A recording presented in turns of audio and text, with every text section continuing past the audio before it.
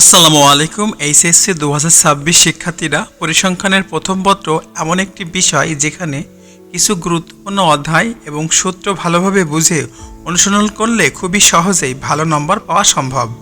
কিন্তু অনেক শিক্ষার্থী সঠিক পরিকল্পনা ছাড়া পড়াশোনা শুরু করে এবং গুরুত্বপূর্ণ টপিকগুলো বাদ দিয়ে পড়ে।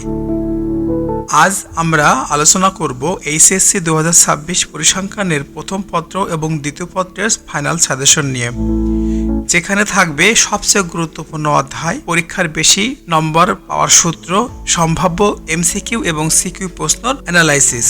সবচেয়ে গুরুত্বপূর্ণ অধ্যায় এইচএসসি 2026 সালে পরীক্ষার্থীর প্রথম পত্র, যে অধ্যায়গুলা কোন কোন বিভাগে কত নাম্বার আর কোন বিভাগে কতটি প্রশ্ন হবে আর কতটি প্রশ্নের উত্তর করতে হবে সেই নিয়ে থাকবে বিস্তারিত আলোচনা। ক বিভাগে 4টা অধ্যায় থাকবে: পরিসংখ্যানের ধারণা, তথ্য সংগ্রহ উপস্থাপন, কেন্দ্রীয় প্রবণতা, বিস্তার, পরিমাণ। এটি থাকবে ক বিভাগের 4টা প্রশ্ন।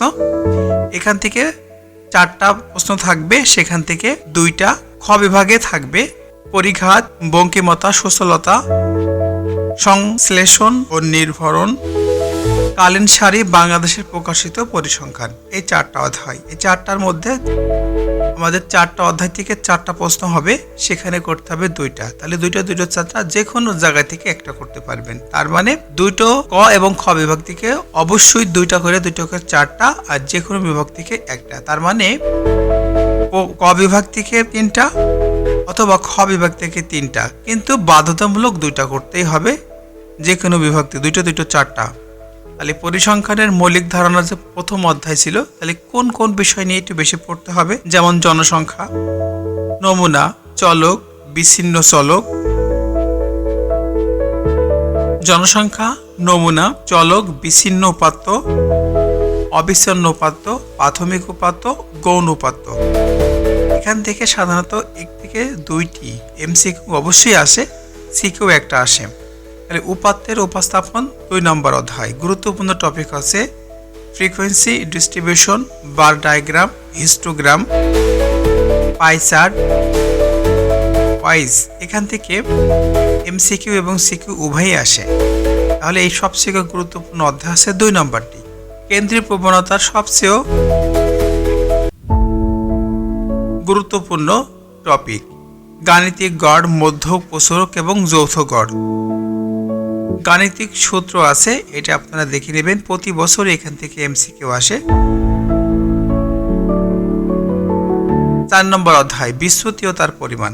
গুরুত্বপূর্ণ টপিক পরিসর, চতুর্থাংশ বিচ্যুতি, গড় বিচ্যুতি, মান বিচ্যুতি। এখানে যে প্রশ্নগুলা সাধারণত এসে থাকে, ম্যাথমেটিক্স সূত্রগুলা দেখে শুনে আপনারা কি করবেন, প্র্যাকটিস করবেন, কারণ সূত্র ছাড়া অঙ্ক হবে না।